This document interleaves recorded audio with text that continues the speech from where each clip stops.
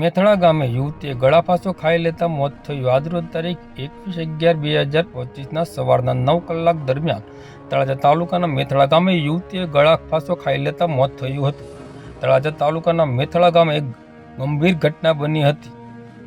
તળાજા તાલુકાના મેથણા ગામે રહેતા અમિતાબેન શિવાભાઈ બારિયા નામની યુવતીએ કોઈપણ કારણોસર ગળાફાંસો ખાઈ લેતા મોત થયું હતું, જેના મૃતદેહને તળાજાની સરકારી હોસ્પિટલ ખાતે લાવવામાં આવ્યો હતો। પોલીસ પણ હોસ્પિટલ ખાતે દોડી ગઈ હતી અને જરૂરી કાર્યવાહી પોલીસ દ્વારા હાથ ધરવામાં આવી હતી।